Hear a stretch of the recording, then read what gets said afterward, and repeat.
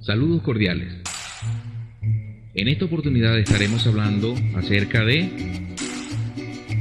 el café. La Venezuela del café.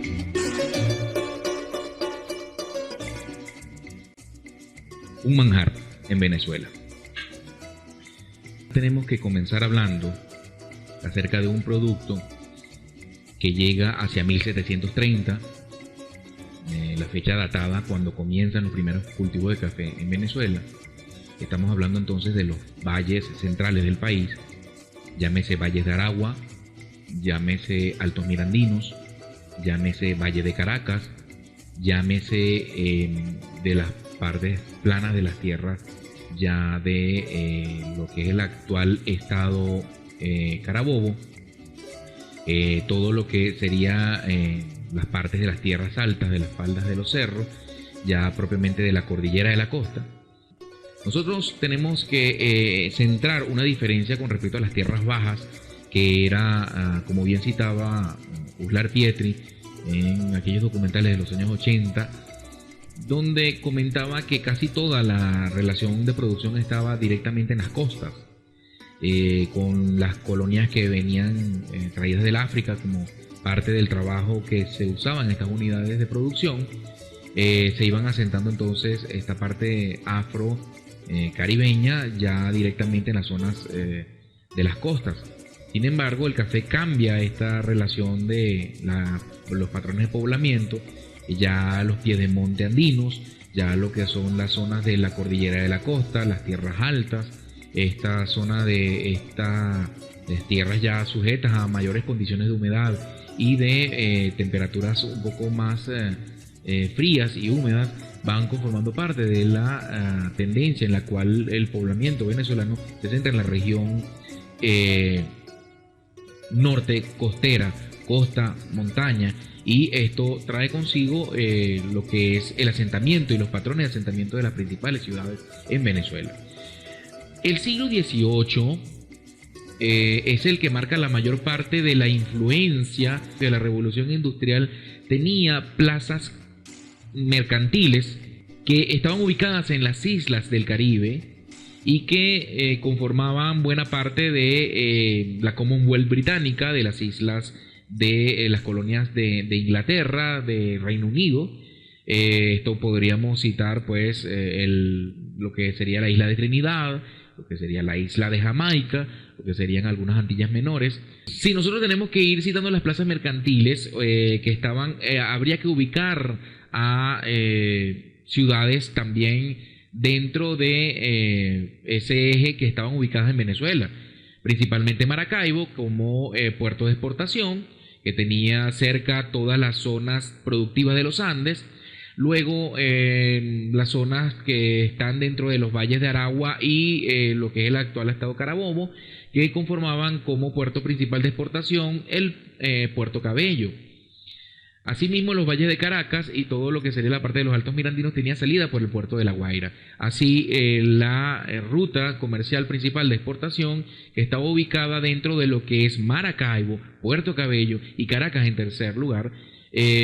voltea un poco la tendencia y la primacía de La Guaira como principal puerto de exportación, que era en la realidad del cacao. Desde las zonas orientales y las zonas centrales del país salía la mayor parte de la producción del cacao, mientras que en este caso el café lo marca con tendencia hacia la zona del estado Zulia actual y la ciudad de Maracaibo como principal puerto de exportación de todos estos productos que venían desde los Andes.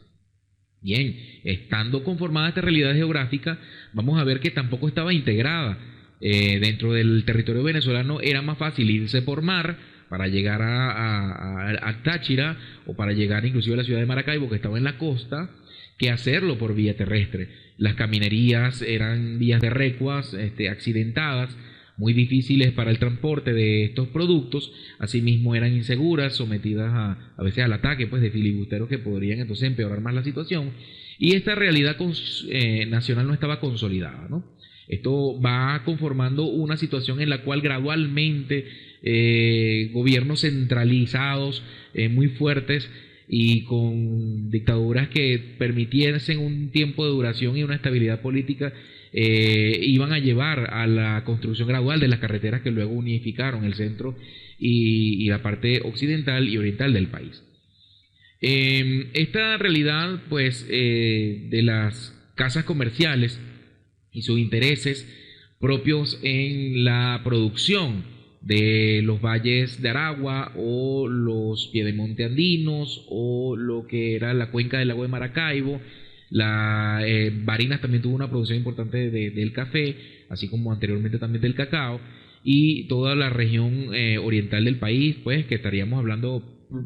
propiamente el estado Sucre, el estado Monagas, conformaban los principales centros de producción también del café hacia la parte oriental. Sin embargo, nosotros tenemos que ir centrando los intereses de las casas comerciales principalmente en los puertos. Es de allí importante, por ejemplo, citar que la colección numismática y toda la colección Bulton de los tiempos del siglo XVIII y del siglo XIX iban a conformar buena parte de la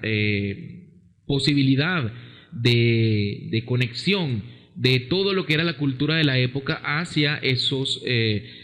centros comerciales que iban a traer consigo buena parte de relaciones de intercambio. Muchas veces las divisas o las escasas divisas que pudiesen circular como moneda en tiempos en que no había una moneda consolidada de circulación nacional, las traían las casas comerciales, y que esto coleccionaban pues buena parte de las monedas, tanto extranjeras como nacionales, que luego conforman parte de la colección Bulton, que están en la Casa Bulton al lado del Panteón Nacional, que se les invitaría a conocer aquí en Caracas. Entonces ahí vamos a estar siempre conectados con esta situación en la que las casas comerciales tienen una gran importancia para el desarrollo económico, una gran importancia para el desarrollo cultural de Venezuela, en la cual inclusive buena parte de la nobleza criolla iba a tener relaciones con los banqueros alemanes, con los banqueros británicos, con algunos banqueros inclusive de origen norteamericano que tenían intereses para penetrar las plantaciones, tener las relaciones para intermediar con sus empresas navieras los mercados europeos, la Liga Hanseática en las ciudades de Bremen, de Lübeck, de Hamburgo, por ejemplo, en Alemania, que conformaban lo que era la Liga Hanseática. Hanseática pues viene de unión, esto así como decir Deutsche República, Deutsch significaba como la tierra pues de los hermanos, de los alemanes. Esto también la Liga Hanseática de Hansa vienen siendo el punto principal de este circuito de las ciudades alemanas, que tenían una importante aspiración para el mercado de la producción del café en Venezuela, y de hecho lo hicieron. Entonces buena parte de la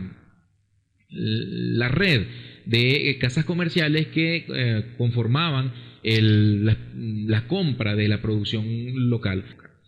Esta relación de la historia local nosotros tenemos que ubicarlo en una situación en la que el capitalismo ya propiamente liberal clásico de la época tenía presencia. Las casas comerciales trataban de dominar un poco lo que era la ruta comercial del Atlántico. En el Atlántico la repartición de las principales rutas comerciales era un tema de pugnacidad entre las principales metrópolis de la época. Esto traía consigo una competencia feroz y Estados Unidos ya se iba insertando dentro de esta realidad.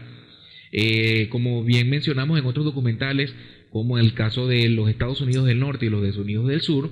un documental que les invitamos a ver como base para este tema. Estados Unidos ya venía desarrollando sus propias empresas navieras, sus propios astilleros y sus propias relaciones comerciales directamente con España, directamente inclusive, que permitían a veces comerciar para empresas estadounidenses y algunas veces no empresas británicas. Por eso es que muchas veces se aplicó la técnica de introducir productos de origen británico pero con etiquetas norteamericanas o estadounidenses, para entonces romper las regulaciones de España y bueno, romper un poco el cerco contra sus rivales. Esta situación entonces iba a ser la que conformaba una comunidad económica entre las islas del Caribe,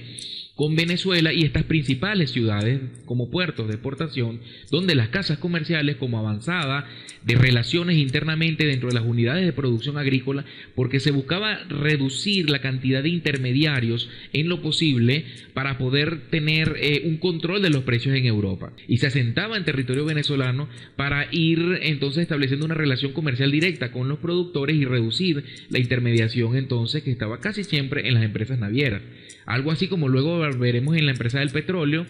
que pues tendríamos que hablar ya en otro tema. Casi siempre las empresas navieras son un intermediario importante que incide muchísimo en los precios, porque no es lo mismo el que está explorando el petróleo, sacándolo, refinándolo, que el que lo va a transportar y luego lo va a colocar en el mercado estadounidense. Bueno, asimismo algo similar sucedía con el cacao y con el café. Las empresas navieras incidían demasiado en el precio para poder entonces transportar esto a Europa y establecer las relaciones comerciales con los otros intermediarios que ya estaban desde el puerto europeo hacia adentro. Estos ya venían directamente con distribuidores europeos que los financiaban para hacer las relaciones directamente en territorio venezolano. Asimismo, entonces los alemanes se conocieron en sus reuniones propias, donde se les veía en esos sombreros de la época, en esos trajes blancos característicos que marcaban la elegancia dentro del buen gusto del estilo europeo de mediados del siglo XIX, reunirse para tomar los mejores cafés, degustar nuestro manjar, y ya ellos conocían buena parte de la producción del café por su aroma. Sabían si la cepa venía de los valles de Aragua, de la zona central, que pues de los Altos Mirandinos y de los valles de Caracas, por el aroma. También podían saber si venía de la parte de Barinas o si venía de los Andes. Asimismo, de la parte oriental del país, podrían determinar inclusive tan solo por el aroma y así establecer una clasificación de los niveles de calidad del café venezolano. De manera tal que podríamos entonces tener una clara relación ya de las colonias alemanas, británicas y norteamericanas dentro de ya la población venezolana, porque se fueron asentando durante generaciones en el siglo XIX y todavía a principios del siglo XX. Nosotros ya la presencia pues de los Bulton en Venezuela, de todos los apellidos que vienen siendo parte de la historia propia del desarrollo económico de Venezuela, van marcando entonces una clara relación con el desarrollo industrial ya propiamente europeo dentro del territorio venezolano, y que esto conformó buena parte de los financistas, de los prestamistas, es decir, de los acreedores de esas deudas que iban luego contrayendo los productores locales y que se iban convirtiendo en todo un proceso de la historia local en Venezuela.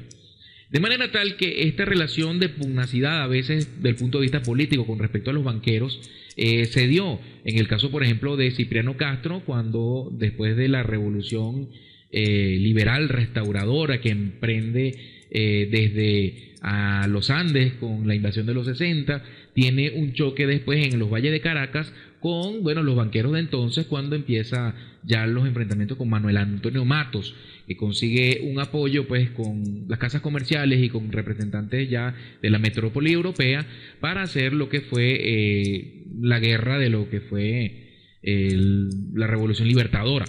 Entonces, una cosa es la Revolución Liberal Restauradora y otra cosa es la Revolución Libertadora que emprende Manuel Antonio Matos, enfrentando a las casas comerciales al poder central. En ese tiempo, pues, los andinos tenían un gobierno centralizado, como tendremos que ver ya en la historia posterior de Juan Vicente Gómez. Ellos ya en la hacienda colonial aprendían en esa estructura patriarcal a administrarse muy bien. Esto permitía que ellos tuvieran delegados nacionales, algo así como esa figura de protectores o de personas que están entonces en zonas de ciertas provincias del país, ir haciendo un gobierno centralizado con sus representantes en cada sector, y esto permitía entonces ir desarrollando una centralización férrea que fue cerrando el proceso de las guerras civiles y del aislamiento en Venezuela.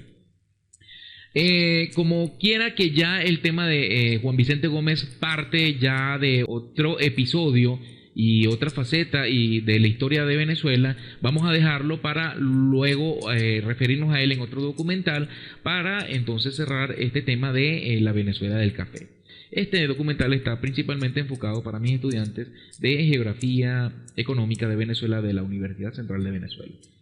Muchísimas gracias por seguirnos. Una vez más, pueden suscribirse, estar activos para la notificación de futuras entregas. Entonces, estamos en línea.